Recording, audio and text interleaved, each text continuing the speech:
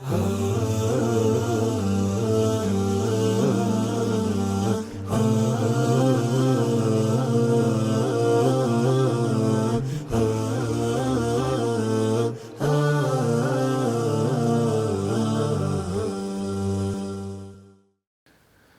اللہ الرحمن الرحیم الحمد للہ رب العالمین والصلاة والسلام علی نبینا محمد وعلى آلہ وصحبہ وسلم تسلیما کثیرا اما بعد۔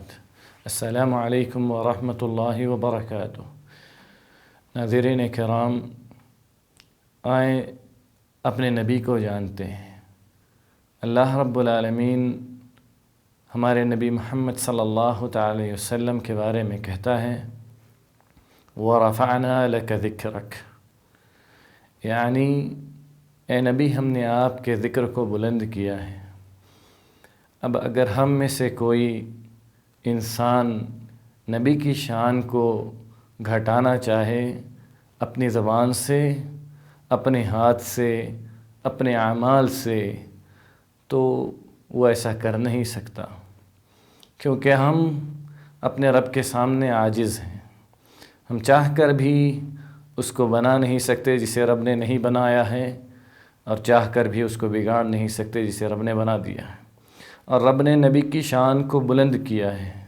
نبی بہت عظیم ہیں، نبی کی شخصیت عظیم ہے، نبی کے اعمال عظیم ہیں۔ نبی بننے سے پہلے صلی اللہ علیہ وسلم صادق و امین کے لقب سے جانے جاتے تھے۔ آپ صلی اللہ علیہ وسلم کو ہی ان لوگوں نے جو ابھی اسلام نہیں آنے سے پہلے نبی صلی اللہ علیہ وسلم کو امین اور صادق کے لقب سے جانتے تھے، نبی صلی اللہ علیہ وسلم کو حجر اسود کو کعبہ کے پاس لگانے کے لیے منتخب کیا، اور نبی صلی اللہ علیہ وسلم نے لگایا بھی، اور اللہ رب العالمین نے یہ معجزہ بھی دکھایا۔ نبی صلی اللہ علیہ وسلم اپنی نبوت سے پہلے بھی کسی ایسے کام میں کبھی ملوث نہیں پائے گئے جس سے ان کی مروت میں کسی قسم کی کمی پائی جائے، یا آپ صلی اللہ علیہ وسلم کی شخصیت میں کسی قسم کی کمی آئے، یا آپ صلی اللہ علیہ وسلم کو کسی قسم کی عیب لگایا جائے، یا آپ کے سلسلے میں کسی طرح کی تنقیص کیا جائے۔ جب نبی صلی اللہ علیہ وسلم نبی بنتے ہیں، اس سے پہلے ہی آپ صلی اللہ علیہ وسلم بہت چھوٹے ہوتے ہیں، جیسا کہ معروف سیرت کی روایت کے مطابق آپ صلی اللہ علیہ وسلم صرف 25 سال کے ہوتے ہیں جب آپ کا نکاح خدیجہ رضی اللہ تعالی عنہا سے ہوتا ہے۔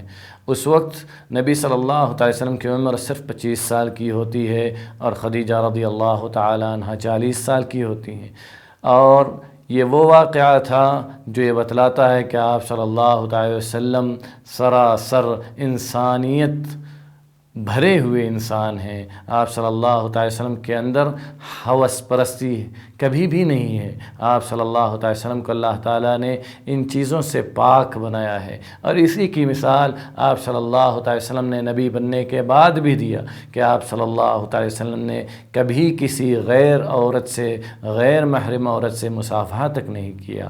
اور آپ صلی اللہ علیہ وسلم نے ہمیں بھی یہی تعلیم دی ہے کہ ہم آپ صلی اللہ علیہ وسلم کی تعلیم پر چلتے ہوئے لقد کان لکم فی رسول اللہ اسوۃ حسنہ پر عمل کرتے ہوئے ہم بھی ہر اس کام سے اپنے آپ کو دور رکھیں جس سے ہمارے اوپر کسی قسم کا عیب لگ سکتا ہے یا ہماری تنقیص کی جا سکتی ہے۔ اس لیے ہمیں یہ چاہیے کہ ہم کسی انسان کے کسی اعتراض کی وجہ سے آگ بگولا نہ ہوں، بلکہ صبر اور تحمل سے کام لیں، اور اپنے نبی کی سیرت کو پڑھیں، جانیں، لوگوں کو بتلائیں کہ آؤ دیکھو یہ ہمارے نبی ہیں محمد صلی اللہ علیہ وسلم۔ آپ صلی اللہ علیہ وسلم کی سیرت کو اپنی زندگی میں نافذ کریں اور اپنے اندر اس کو پروئیں۔ انسان ہمیں دیکھتا ہے، کوئی اسلام کو نہیں پڑھتا ہے، اسلامی تعلیمات کو نہیں بلکہ مسلمانوں کو پڑھتا ہے، اس لیے ہمیں اسلامی تعلیمات کو اپنے آپ میں ظاہر کرنی ہوگی،